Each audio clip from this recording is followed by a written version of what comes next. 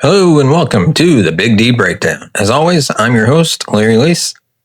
Today, we're diving into all the latest headlines coming out of AT&T Stadium.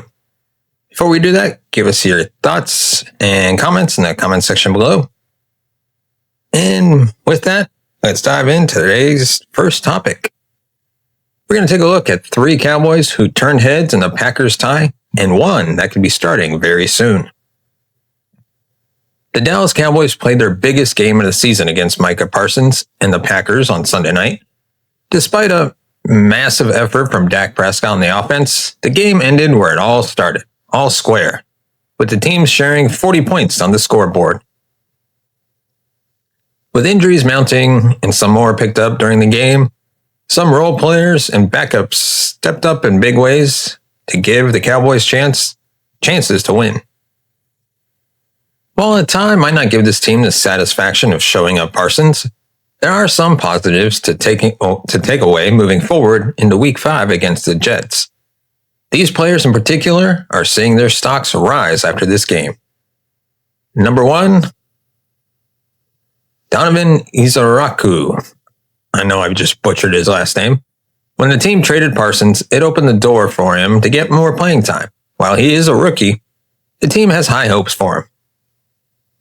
Donovan posted 5 total tackles and 1 tackle for a loss. He helped the pass rush come to life at times, but he was particularly impactful against the run, which speaks to his potential.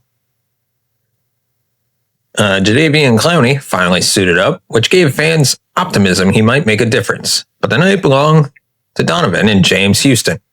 While the Dallas defense gave up 489 total yards and over 30 points for the 3rd week in a row, the Boston College product might finally be finding his way after a relatively quiet start to his career. If Ezeiruaku can build off of this performance, this pass rush has a chance to improve over time. The struggles on defense are still there, but this is also this team's 3rd coordinator in 3 years. It was not until late in 2024 that players on defense finally started playing better. Hopefully Ezeiruaku can continue to stand out and see his stock rise.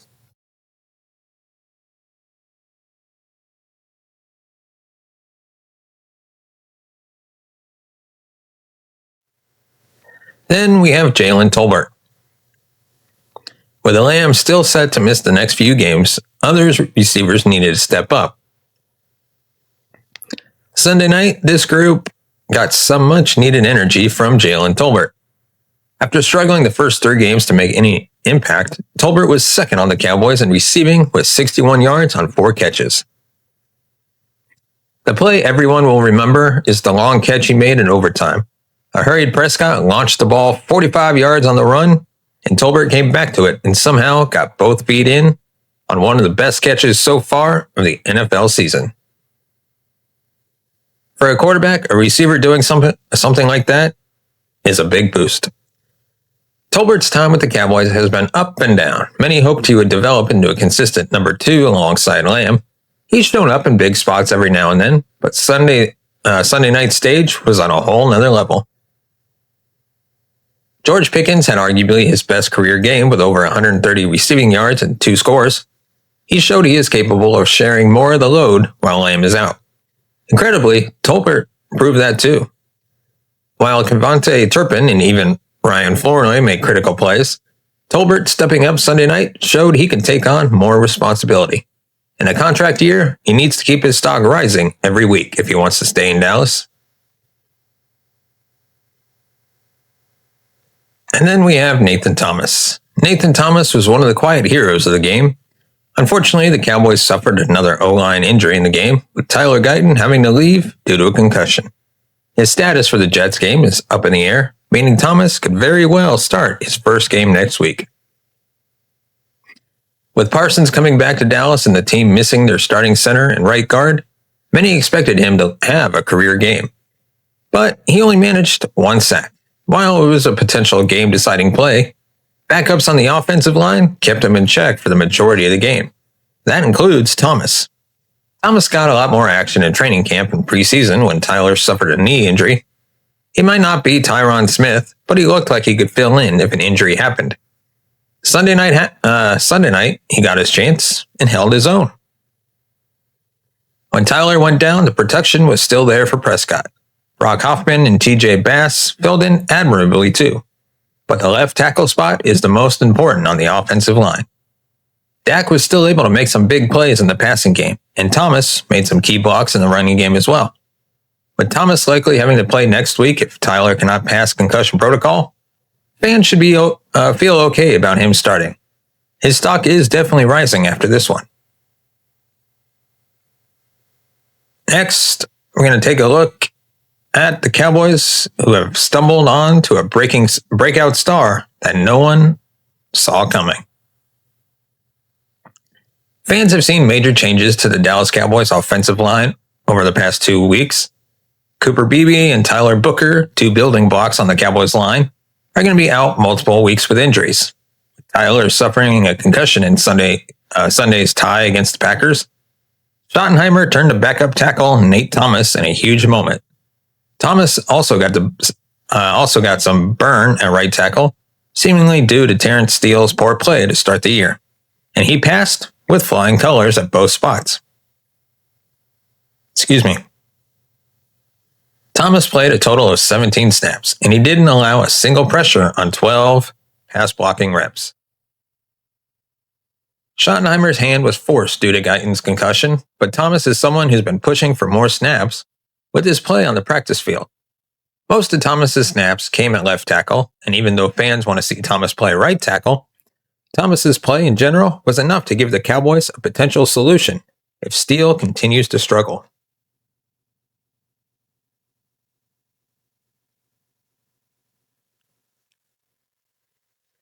Bob Sturm, a veteran of 1310 The Ticket, called Thomas a top 3 tackle on the offensive line, and he doesn't believe Thomas is third. Thomas's fit at right tackle is seamless, and it would be a tremendous move that fans would easily applaud Schottenheimer for. Guyton's concussion doesn't sound too serious, and Thomas's impressive cameo officially starts the clock on Steele. On one play at left tackle, Thomas matched Micah Parsons' physicality, showing great balance, staying on his feet to protect his quarterback, and not allow Parsons to even be in the same vicinity of Prescott. While most of Thomas's snaps were on the left side, fans don't anticipate him replacing Guyton, which may lead to a tough conversation between Steele and the coaching staff. Stephen Jones has been talking about how seriously Thomas has been embracing his role since training camp, and he made a name for himself on the biggest stage. It won't be surprising to see Thomas play more snaps, as he should, but it seems the general public is favoring him replacing Steele on the offense. Cowboys can't fix their broken defense without making this one obvious move.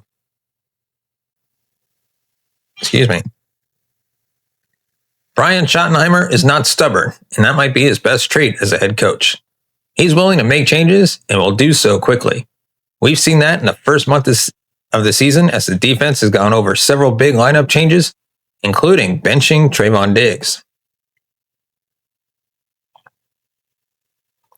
But there is one big move that needs to happen before the Cowboys take on the New York Jets in Week 5, and that is benching or limiting snaps Sam Williams in favor of Jadeveon Clowney. Williams has seen his snap in each of the past 3 weeks, but the Cowboys might want to consider reducing his role even more. Williams led the Cowboys in pressure with 5 in Week 1, according to PFF, but his play has really regressed since that performance. From Week 2 on, Williams has recorded just 4 pressures on 63 pass rush snaps. Per PFF, his win rate is just 6.8% from Week 2. That is 4th worst in the NFL among all edge rushers with at least 60 snaps. But for as bad as the pass rush numbers have been for Williams, his ability to stop the run has been worse. Williams ranks as the 3rd worst run defender during that stretch. He's often the reason the teams can gash Dallas on the ground, despite having much better interior defensive line play. The Cowboys have done their best to limit his exposure on early downs, but he's too big of a liability right now to have on the field.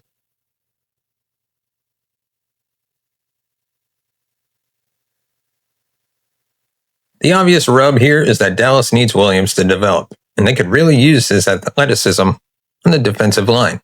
He's clearly the most athletic pass rusher on defense, and he does create the most havoc for opposing offenses. However, his lack of control and discipline have rendered him unplayable at the moment. The Cowboys have got to find ways to play better team defense, and limiting the number of snaps for Williams moving forward would be a step in the right direction. This doesn't need to be a full-time thing for Dallas, but Williams needs to prove that he can be trusted as a run defender before he earns more pass rushing snaps. In the meantime, it makes sense to give Clowney his snaps as the former number 1 overall pick in the 2014 draft, who showed that he could still play on Sunday night. He's not Parsons, but he is a much more trustworthy player and can be actually asset as a run defender. The Cowboys are on pace to be one of the worst defenses in NFL history, so they have to consider making major changes before it's too late. And sitting Williams could be a step in the right direction as they try to become a respectable defense, if that's even possible. So let me know what your thoughts are on this topic in the comments section below.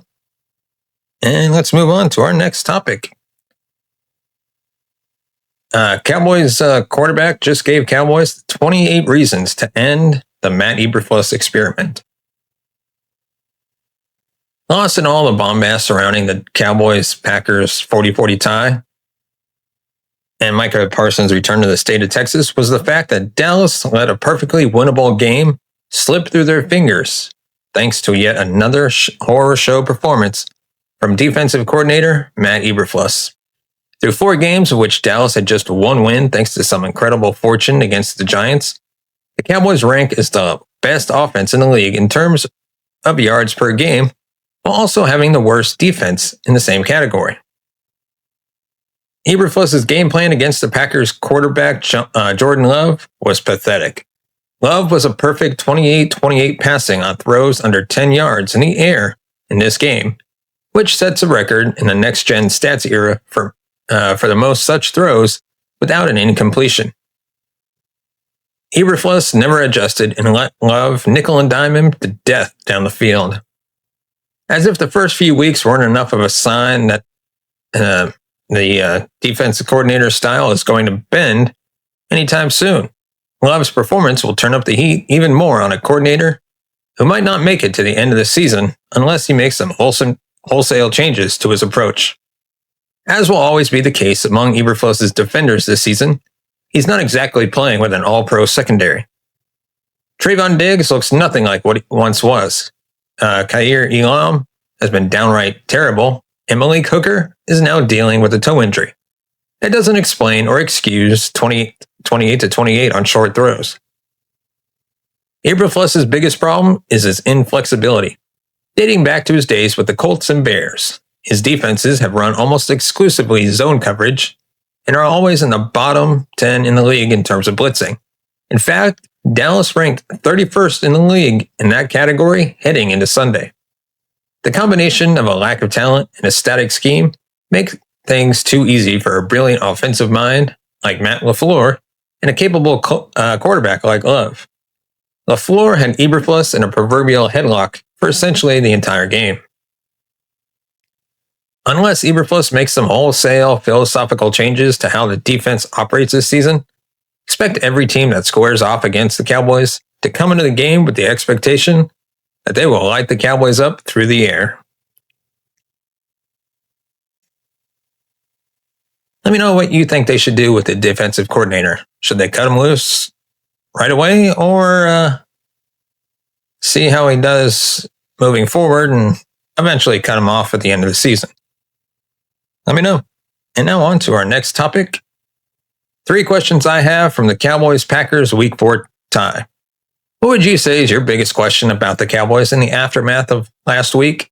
Well, let me know in the comments. Many of us, especially the East Coast of Cowboys Nation, given the late night, still haven't recovered from Sunday night's wild stalemate between Dallas and Green Bay. The unusual result and the performance dichotomy between the Cowboys' offense and defense have raised numerous questions, and these are just a few of the big ones that I have. Is a tie good or bad? Should they be allowed?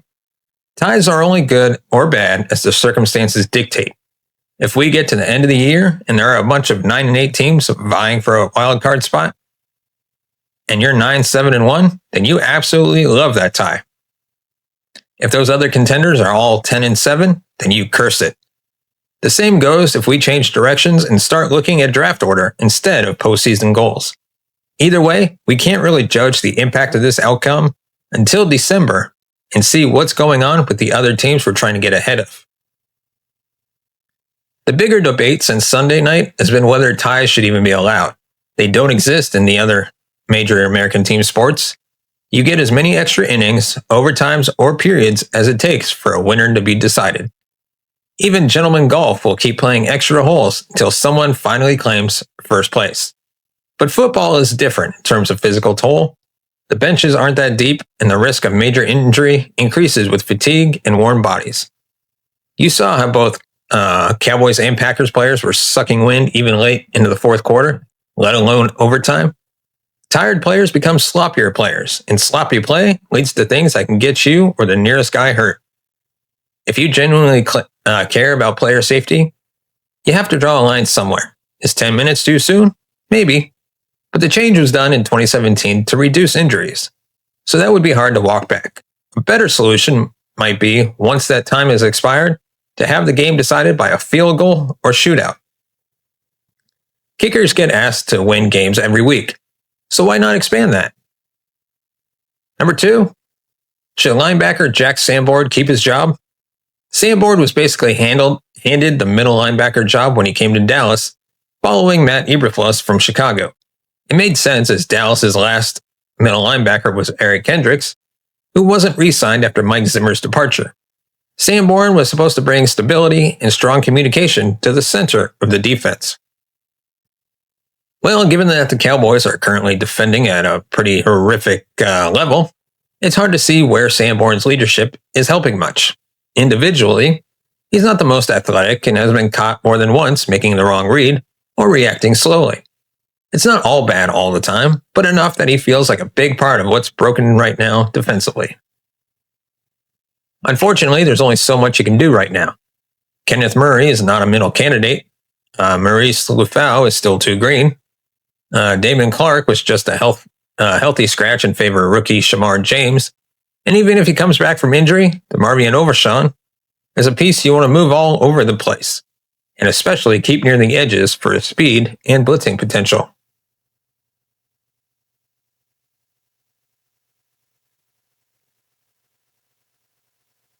Outside of dipping into the draft pick or chest and trading for a new option, the pressure falls on the defensive coordinator to scheme up better utilization of the players he has. But unless someone gives Sanborn the super soldier serum, no amount of coaching may get him past being a liability.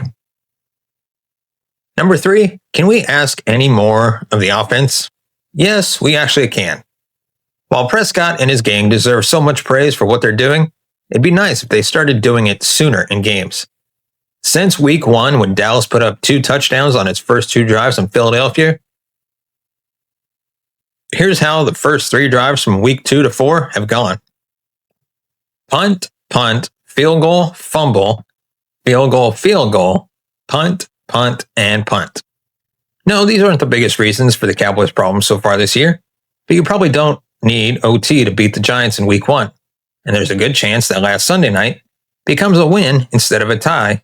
And even in week 3, allowing the Bears to jump out to an early 14-3 lead set the tone for the rest of the game. Again, credit the offense for all of its heroics, but if they get off to hotter starts in games, maybe they can move a little further away from the razor's edge.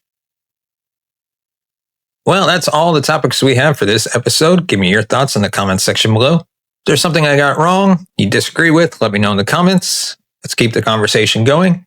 And of course, if you want to support the channel, you can buy us a coffee at buymeacoffee.com/thebigd. And always, don't forget to give us a thumbs up, hit that subscribe button down below, hit the bell notification button to be notified of future videos. And as always, thank you so much for watching and listening. We will see you next time.